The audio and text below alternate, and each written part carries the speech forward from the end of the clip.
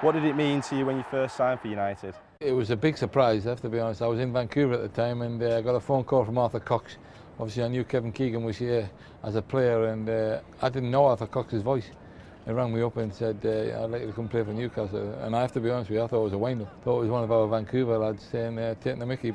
When I eventually realised it was Arthur Cox, it was a dream come true. You know, to play for your hometown club is special. Obviously people within the stadium didn't even know who I was because obviously I'd gone from Carlisle to Vancouver.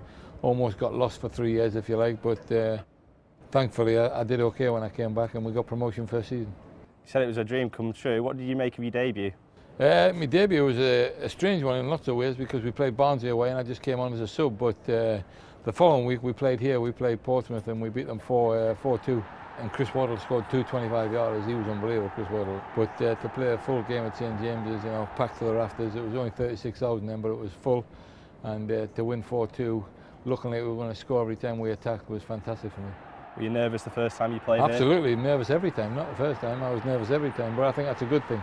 You know, when you look at football, you know, and whatever job you do, you know, you've got to get a buzz out of it and you've got to be nervous, excitement, and it was always like that, you know, and once that leaves you then, you know, it's time to move on to something else, but thankfully it never left me and it was a great occasion. Every time you walk out the tunnel and, you know, as life went on, I got a chance to be captain. Being first out the tunnel, when you come out, you look across the far side and you see the black and white shirts, I honestly believe, and I'm biased as you can imagine, but there's not another ground like it in the country, and I mean that. You know, everybody wears their colours, and I know what it's like, but when you look at this ground, when it's full, black and white, there's not a better sight in football.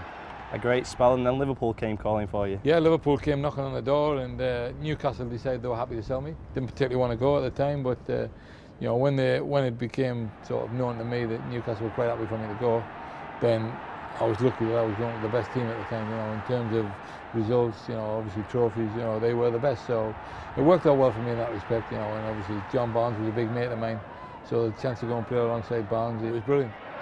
Oh, look at Barnes here. They're waiting for the pullback. Beardsley! Oh! And the England forwards produce another marvellous moment.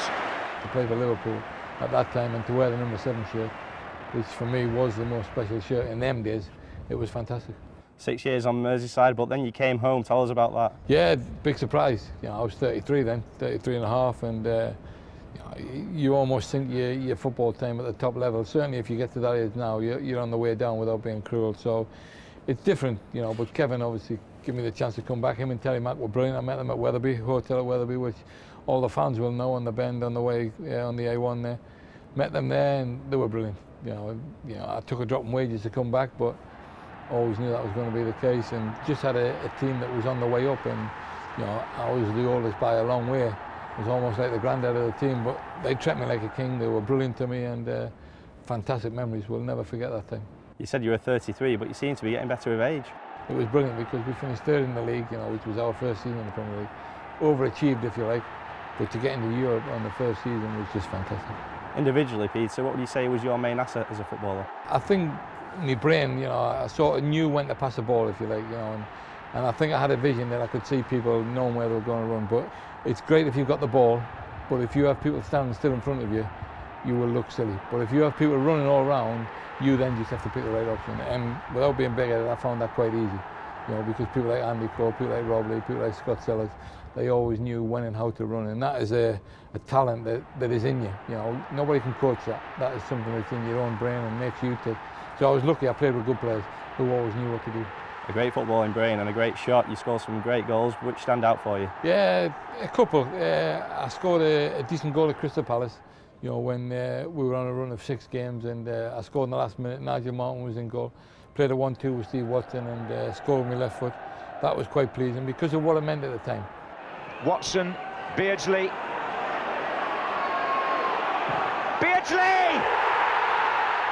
But one of my most enjoyable was Kevin's last game, which was Brighton here at the bottom end as we look, and Joe Collingham was in goal, and I chipped him from 20 yards, and that was quite good. Them two in particular were very pleasing because of the stage of the game.